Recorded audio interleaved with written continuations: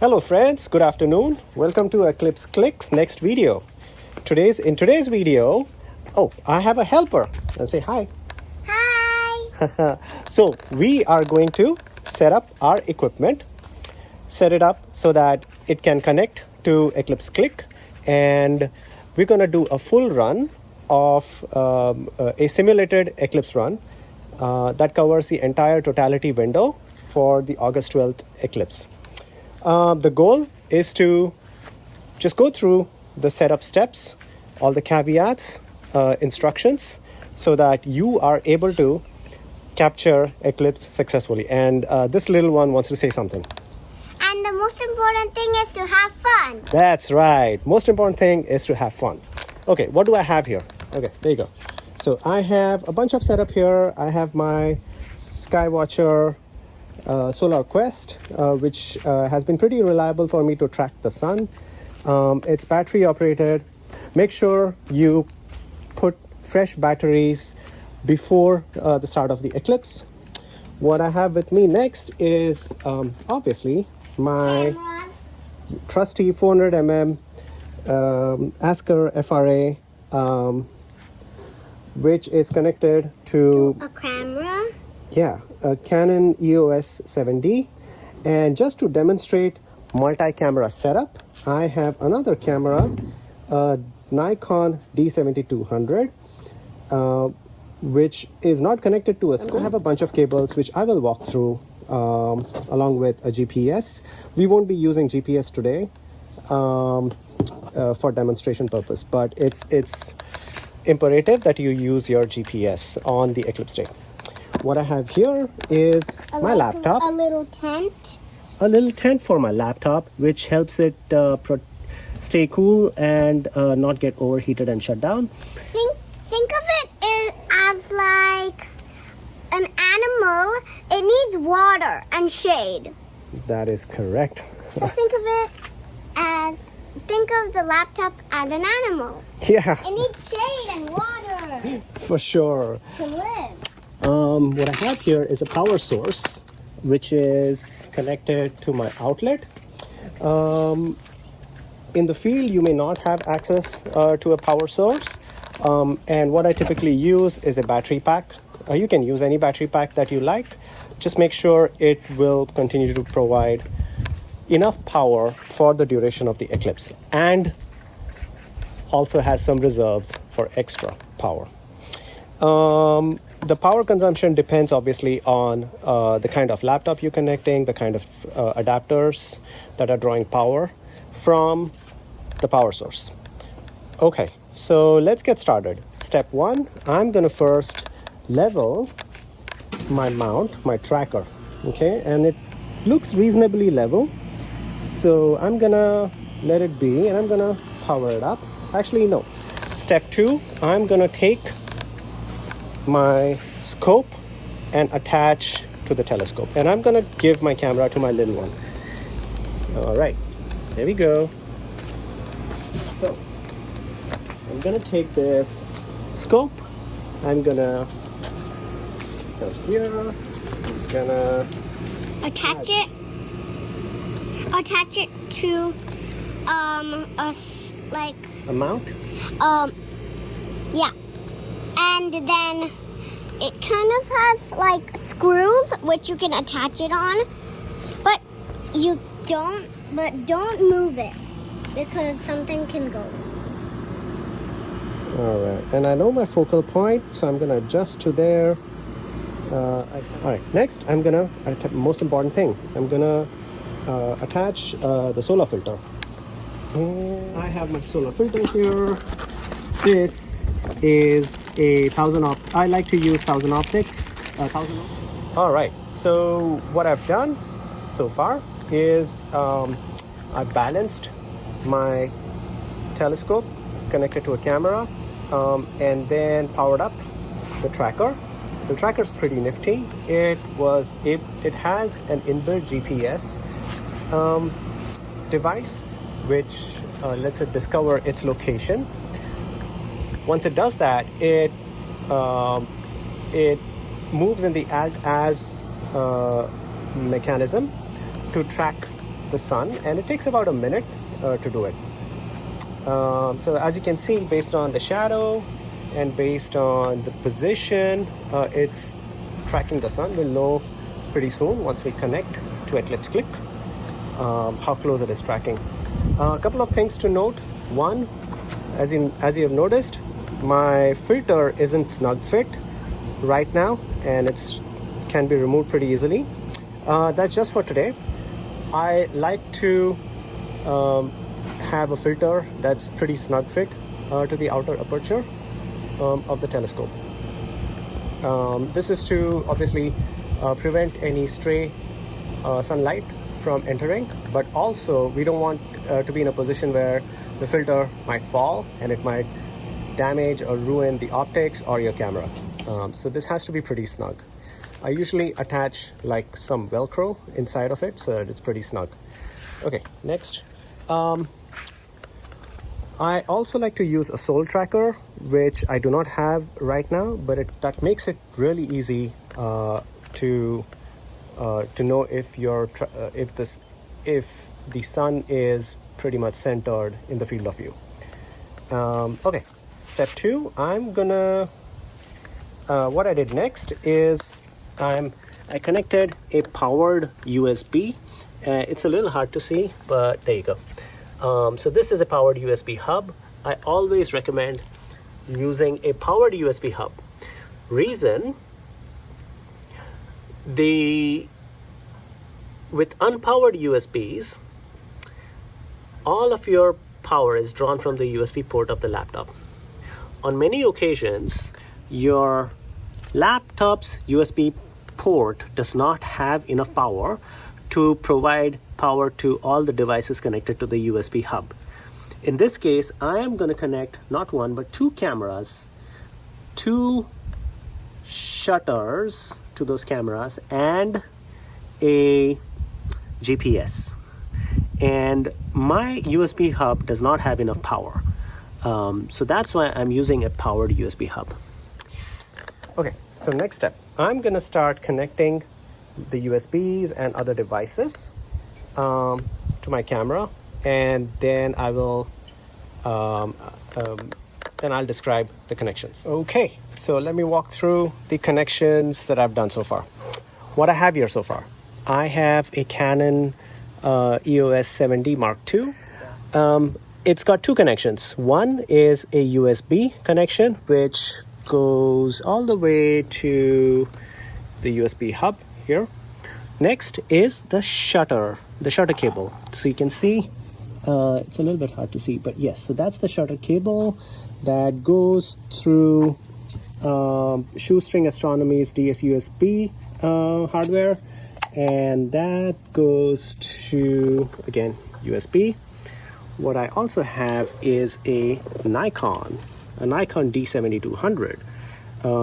And again, it's got 2 connections. One is a USB, which again goes to the USB hub, and a shutter cable, which also goes through a second DS-USB device, and that goes to the USB hub.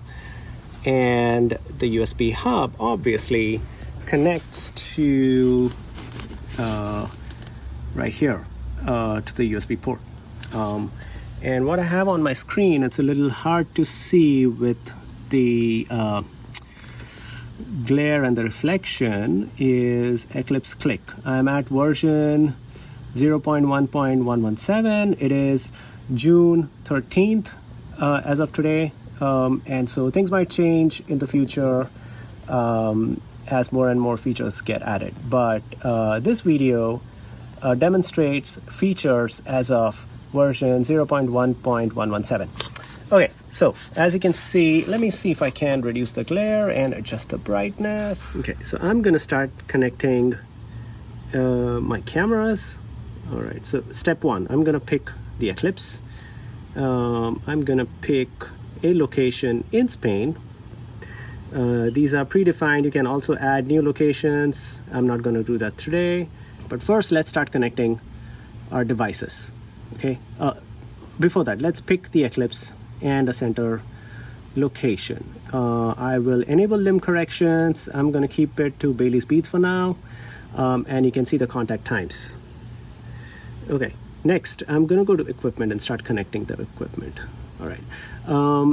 Back to settings real quick. I have both the base license, the pro version, and the multi-camera control license.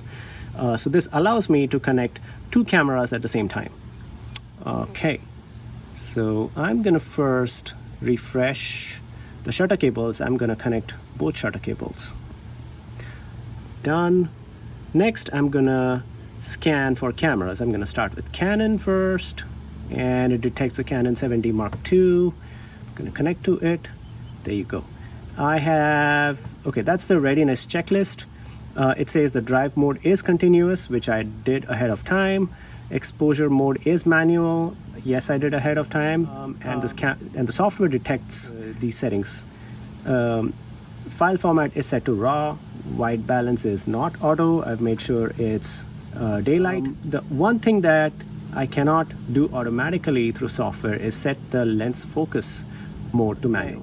In case of telescopes, there is no switching focus anyway. So, this is relevant when if you're shooting with a camera lens and that camera lens is set to autofocus mode. All right, so I'm done connecting. I'm also gonna associate DS-USB to the camera. Okay, next I'm gonna add another camera to it, and let's see, I'm gonna add Nikon. Gonna scan. There you go. There you go. Detector D7200. And I'm gonna click connect. Okay, and then I'm gonna associate DS-USB 2 with it, and same thing. All right, I'm gonna now test the Canon through EDSDK.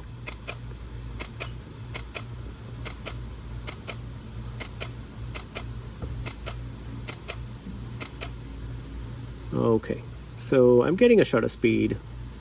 All right, I'm gonna go all the way down to 1/8000. I'm gonna try the test again.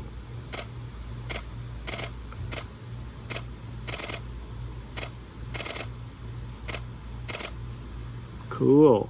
Okay, I'm gonna do the same for Nikon.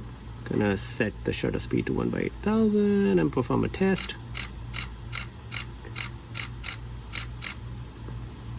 All right, so I'm getting much faster frame rate with the Nikon. And normally I would have connected the GPS. I have the GPS with me right here. I'm not gonna connect it today. All right, step 2. I have scripts ready for the Nikon as well as the Canon. So I'm gonna go straight into execution mode. Script creation is something you would do way ahead of time, and on Eclipse Day you're not gonna play around with scripts at all. Your scripts should be tested well ahead of time to the point that you're comfortable just executing your scripts. Okay, all right, so I'm gonna go to live view, and I'm gonna first start live view on Canon camera, and let's see. There you go. So as you can see, you see this red blob here, which tells you that the camera is not so much in focus. So I'm gonna try and bring it into focus. All right, okay, I have to go the other way. I need to update my focus. All right, and so it's getting into focus. I'm gonna adjust the shutter speed. There you go, maybe a little bit more. Maybe 1/160th. Yeah, there you go, much better. I'm gonna zoom in, and I'm gonna, let's see, adjust the tracker.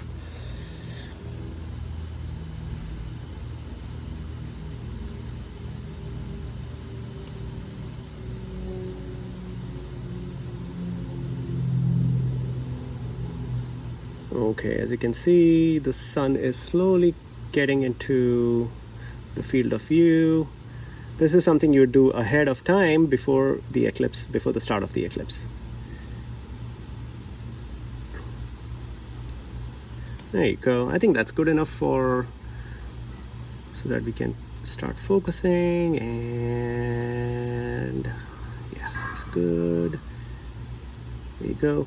What you can use is a nice little focus assist tool up here, and you can select an area that you'd like to focus, and you can see that if I change the focus, there you go.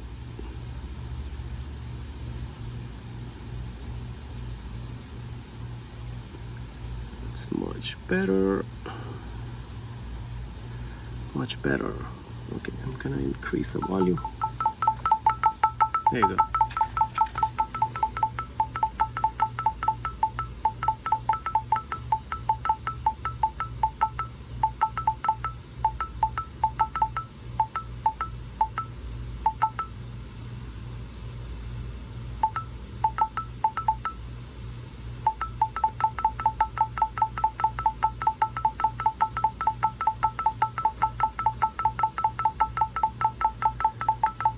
Maybe I can shift the ROI selection, region of interest selection to another location. Let's see, here maybe. All right, let's see. Sometimes it's easier to use the sunspots. I'm gonna clear up, reset, selection, ROI. I'm gonna just try the sunspot. I'm gonna increase the... Okay, much better. All right, let's see. See, the peak drops.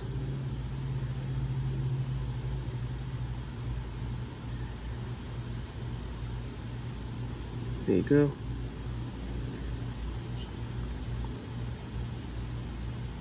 I think this is pretty good. I'm gonna take another.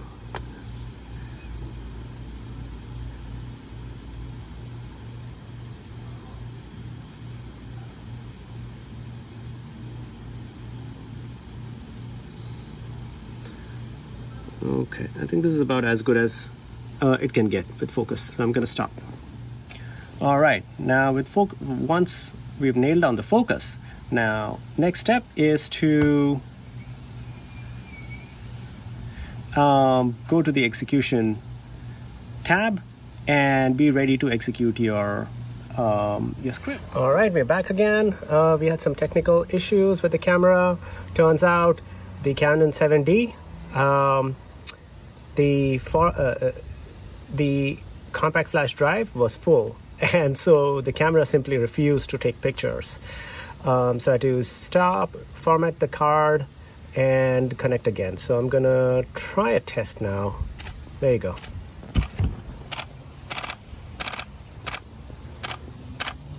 Right, so now it's testing, and it's we're back in the game, and these are exactly some of the things you should anticipate during the eclipse.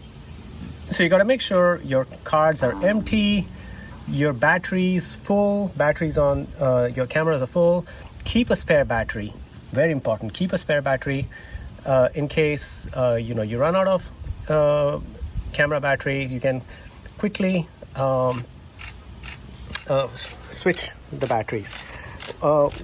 One of the benefits, one of the features EclipseClick provides is you can just swap off the batteries without having to disconnect anything, or without having to restart your software. So you pop off the old battery, like so, pop it back in, and there you go. And you will see that the camera is automatically connected again. You don't have to do anything. and that's one of the features I've built into the software, where you don't have to disrupt your Eclipse setup for things like switching camera batteries. And you can resume your Eclipse photography with minimal disruption. Okay, so let's do this. A real quick test again.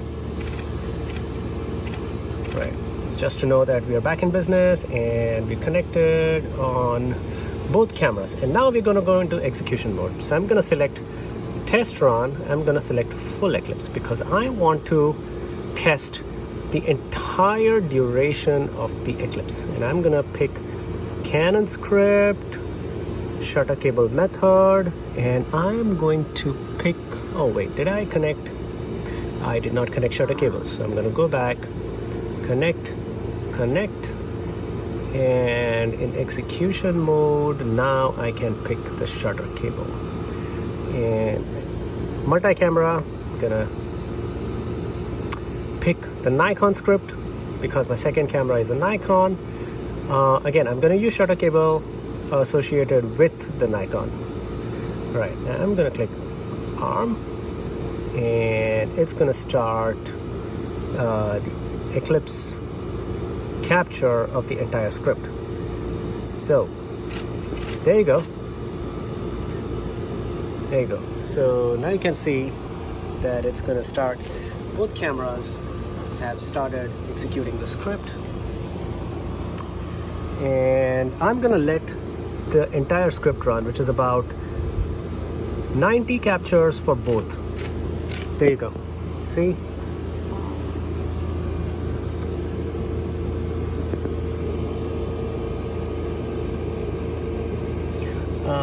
The script tells you when your next shot is going to be in.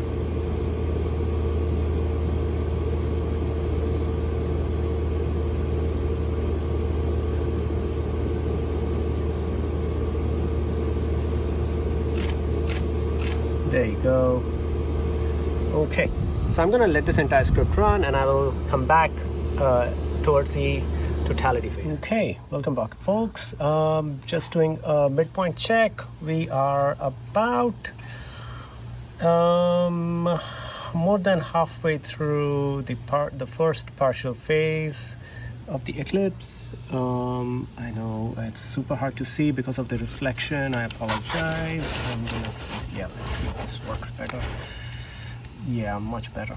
Okay, so you can see both Canon as well as Nikon continues to capture. You can see a couple of things. It shows next capture in about 90 seconds. This gives you a rough idea of when to expect the next capture. You'll see some warning lines. This is because the script that I wrote was for an optical element with focal ratio of f6.6, and I kind of changed switched the Nikon to a lens, and that's why you see the warning line. The captures are still continuing, that it's running with an f ratio of f6.6. The main thing to remember here is you want to make sure your script has the correct optical settings, including the f ratio, the focal length, the kind of camera you're using, the sensor size, so on and so forth. It's extremely important that you get those values right, along with obviously the location, because your exposure settings depend on your focal length, focal ratio, the size of the sensor, and for the partial phase, there's one more attribute that you need to consider is the solar filter type. We'll get to that when we go back to the. Oh well, we can just go right now. Okay, there you go. It just executed the next partial phase shot. Yeah, so I was saying in equipment, you have a setting to select the kind of solar filter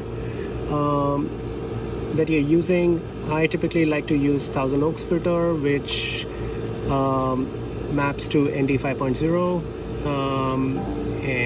but depending upon the solar filter that you are using, you might have to switch between these values.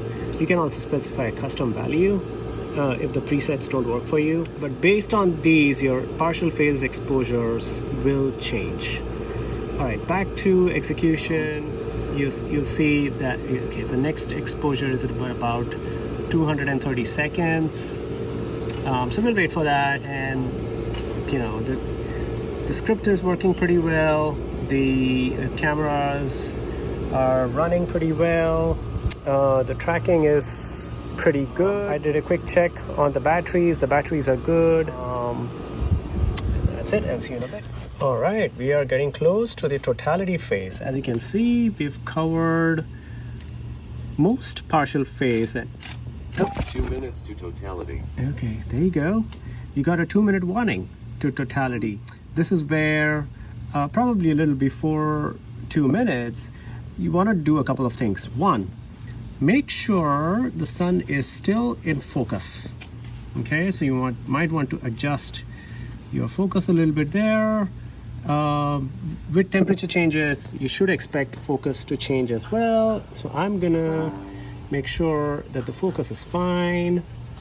I'm gonna use the focus assist tool here. Okay, and I'm gonna check the edge, the limb. Okay, so let's see. I'm gonna make some change. So that's out of focus, defocused. All right, I'm gonna. There you go. I think we should be good here with focus. All right. 1 minute to totality. 1 minute to totality. All right, we're getting really close. So at this point, well, before this, you really want to switch your batteries, make sure your script is executing, and get ready to remove your solar filters right about the 30-second mark. And as you can see, this is where the excitement builds up. This is where the maximum captures are going to happen. And this is where you stop looking at the 30 setup. seconds to totality. And Filters you stop. off. Filters off. Filters off. Okay, now's the time to take your filters off, and I'm going to take my filter off. And then now you forget about your equipment and watch the eclipse. Here you go. We are in the diamond ring phase right now. And you just got to trust your setup. Okay, so now I'm going to switch over here. Right where the eclipse is happening, you can see that the scripts are making both your cameras work. Each of the script is executing flawlessly, so that you can just forget about the equipment and watch the eclipse.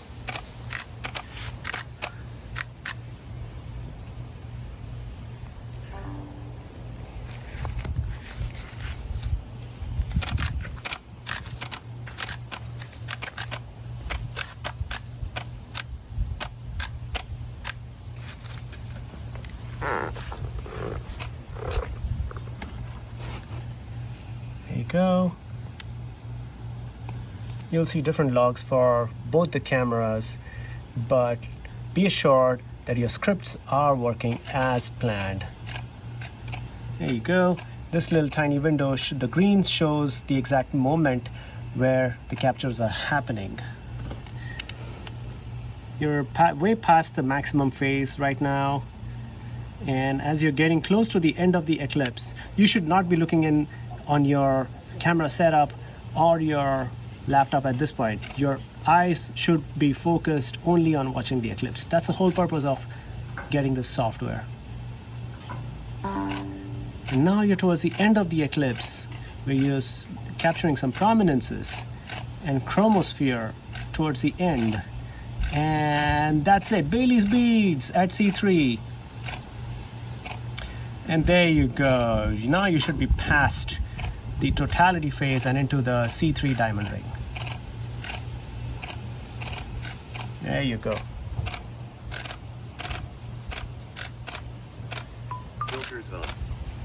Filters on. Now, and then you get an audio warning that says filters on. So make sure you cover your Eclipse setup or your lens or your telescope back with the solar filter. All right, we just went past the simulated totality phase in the Eclipse. I imagine at this point, assuming everything went well, everybody would be happy, screaming, happily of course, hugging each other, just talking about the incredible solar eclipse that they experienced. A couple of things you want to make sure after totality ends is one, make sure your solar filter is back on, like so. Do not fiddle with the equipment. I'm sure you'd be tempted to look at the pictures that it captured. At this point, I would say just take a deep breath, bask in the experience that you just went through, relive them with your friends and family or loved ones, and just wait for the total eclipse sequence to finish, to wrap up. I was tempted to look at the pictures, and I'm sure you would equally be, to try and fiddle with your equipment and try and get a peek at some of the pictures that you've captured. I would say hold your horses for a few more minutes, wait for C4 to end before you start taking a look at your, as always, a couple of things to remember. One, about 5 minutes before totality, check your focus. Make sure you're still focused on the sun. Make sure your batteries are not low. Switch the batteries if needed. Take a glass of water, take a deep breath, and relax. Final thoughts. I hope this simulated setup, gives you an idea of what is involved on Eclipse Day to capture with your Eclipse setup. I will be adding a few more videos as we get closer, but be sure to comment and subscribe to my channel to get more updates. If you have any questions around the setup or the workflow that I described today, please post a comment on the video and I will get back to you.